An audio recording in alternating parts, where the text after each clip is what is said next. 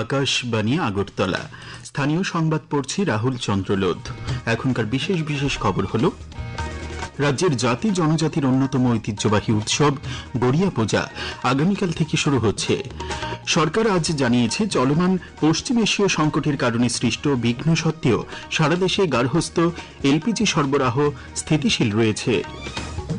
জাতীয় মহাসড়ক সম্প্রসারণ নিয়ে পরিবহন মন্ত্রী সুশান্ত চৌধুরীর পৌরোহিত্যে পর্যালোচনা বৈঠক অনুষ্ঠিত। মুখ্য সচিব জে.কে. সিনহা বলেছেন, উদ্ভাবন ও উদ্যোগ ভিত্তিক বিকাশের মাধ্যমে ত্রিপুরাকে স্টার্টআপের অন্যতম কেন্দ্র হিসেবে গড়ে তোলাই সরকারের লক্ষ্য। এবারে বিস্তারিত সংবাদ।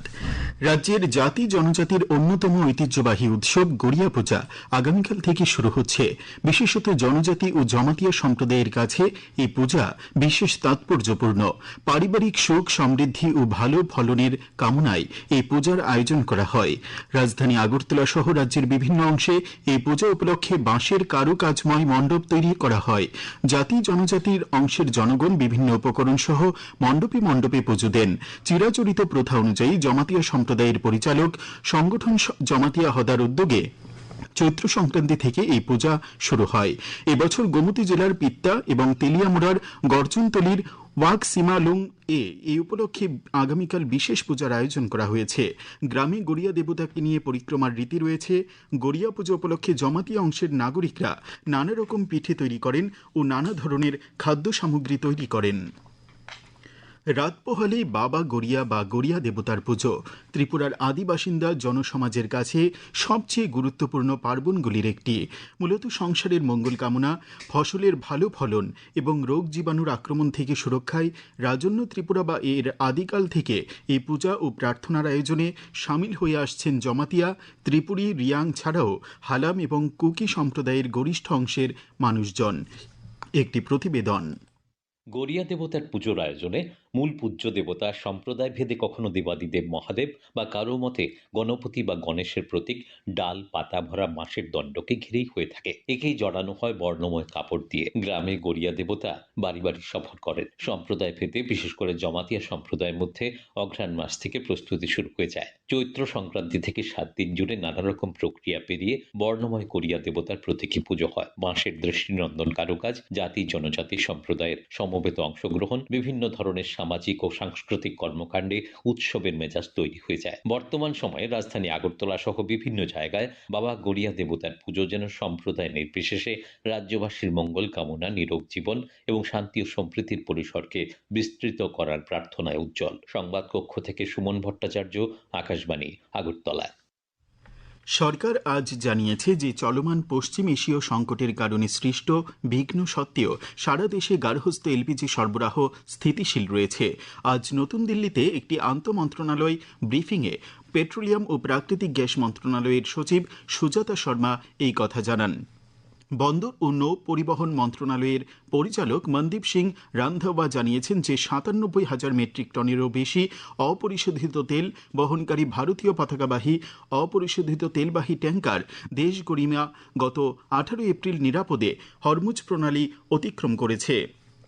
পল্লী উন্নয়ন মন্ত্রণালয়ের যুগ্ম সচিব অমিত শুক্লা জানিয়েছেন, প্রস্তাবিত ভিবিজি রামজি আইন ২০২৫ কার্যকর না হওয়া পর্যন্ত মহাত্মা গান্ধী জাতীয় গ্রামীণ কর্মসংস্থান নিশ্চয়তা আইন ২০০৫ সম্পূর্ণরূপে কার্যকর থাকবে এবং এই ক্ষেত্রে গ্রামীণ পরিবারগুলিকে মজুরি ভিত্তিক কর্মসংস্থান প্রদানে কোনো ব্যাঘাত ঘটবে না বলেও তিনি আশ্বাস দেন।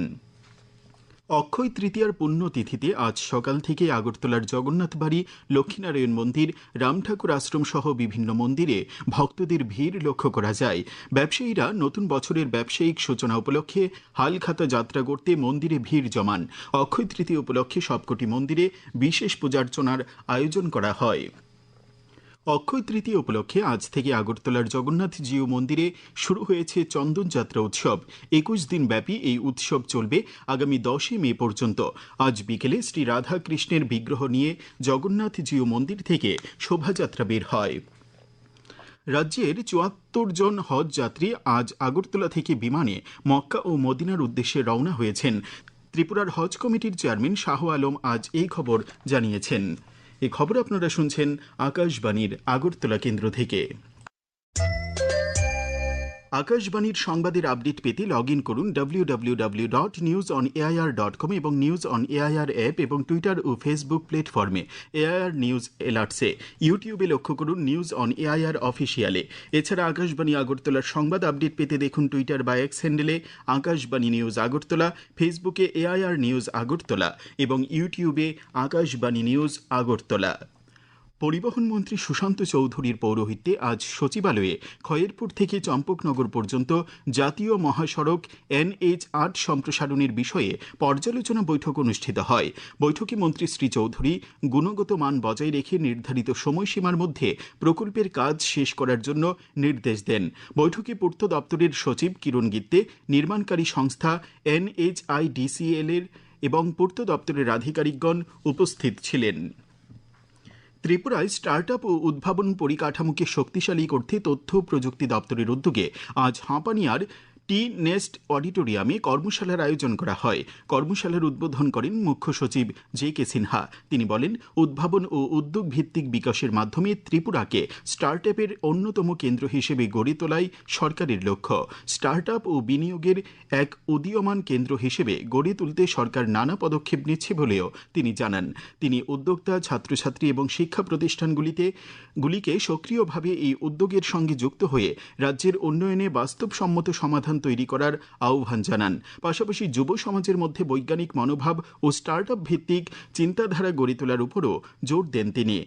আইটি দপ্তরের সচিব কিরণ গিত্তে বলেন, নিউ জেনারেশন ইনোভেশন নেটওয়ার্কের মতো প্রকল্পগুলি শিক্ষা প্রতিষ্ঠানে উদ্ভাবনকে উৎসাহিত করছে।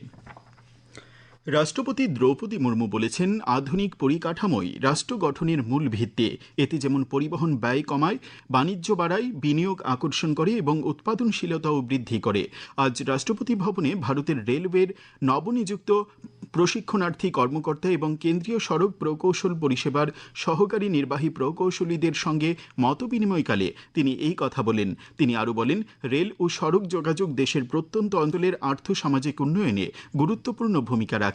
এইগুলো শুধু পরিবহন ব্যবস্থা নয়, বরং অর্থনৈতিক সম্প্রসারণ, সামাজিক অন্তর্ভুক্তি ও জাতীয় ঐক্যের মাধ্যম। উপরাষ্ট্রপতি CP রাধাকৃষ্ণন তাঁর দুদিনের শ্রীলঙ্কা সফরের দ্বিতীয় দিনে আজ নোয়ারা এলিয়ায় পৌঁছান। সেখানে স্থানীয় জনগণ তাকে ঐতিহ্যবাহী ও উষ্ণ অভ্যর্থনা জানান। সফরকালে উপরাষ্ট্রপতি ভারতীয় আবাসন প্রকল্পের আওতায় নির্মিত গৃহগুলো পরিদর্শন করেন। এই প্রকল্পটি শ্রীলঙ্কায় ভারতীয় বংশোদ্ভূত তামিল সম্প্রদায়ের জীবনমান উন্নয়নের লক্ষ্যে ভারতের একটি গুরুত্বপূর্ণ উদ্যোগ। তিনি স্থানীয় জনগণের সঙ্গে মতবিনিময় করেন এবং তাদের সমস্যা ও অভিজ্ঞতা শোনেন। এর আগে গতকাল উপরাষ্ট্রপতি শ্রীলঙ্কার রাষ্ট্রপতি অনুরা কুমারা দিশানায়েক এবং প্রধানমন্ত্রী হারিনি অমরাসুরিয়ার সঙ্গে বৈঠক করেন। বৈঠকে দুদেশের দ্বিপাক্ষিক সহযোগিতার বিভিন্ন দিক নিয়ে আলোচনা হয় এবং পারস্পরিক অগ্রাধিকারের ক্ষেত্রগুলো পুনর্ব্যক্ত করা হয়। উল্লেখ্য, উপরাষ্ট্রপতির এই সফর শ্রীলঙ্কায় ভারতীয় বংশোদ্ভূত তামিলদের কল্যাণে ভারতের অঙ্গীকারকে আরও সুদৃঢ় করেছে এবং দুদেশের জনগণের মধ্যে সম্পর্ককে আরও গভীর করার ক্ষেত্রে গুরুত্বপূর্ণ পদক্ষেপ হিসেবে মনে করা হচ্ছে। প্রধানমন্ত্রী নরেন্দ্র মোদী আগামী 26শে এপ্রিল রবিবার সকাল 11টায় আকাশবাণীর মন কি বাত অনুষ্ঠানে দেশ বিদেশের জনগণের সঙ্গে মত বিনিময় করবেন। এটি হবে মন কি বাতের 133তম পর্ব। প্রধানমন্ত্রী জনগণকে তাদের সুচিন্তিত চিন্তাভাবনা মন কি বাতে জানানোর আহ্বান জানিয়েছেন।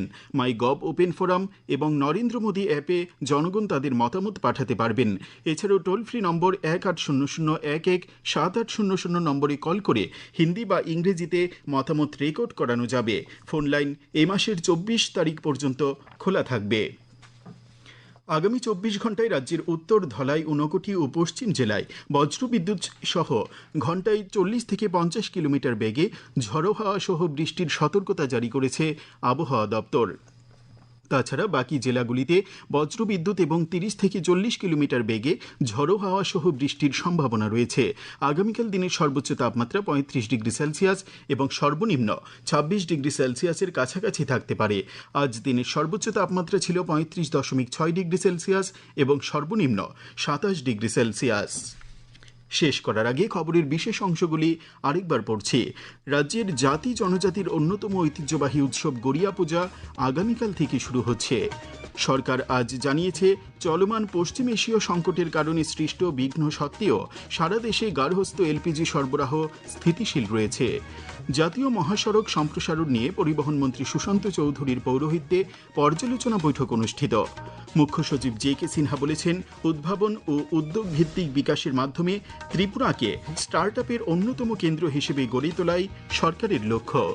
স্থানীয় সংবাদ আজকের মতো এখানেই শেষ হলো। পরবর্তী বাংলা স্থানীয় সংবাদ প্রচারিত হবে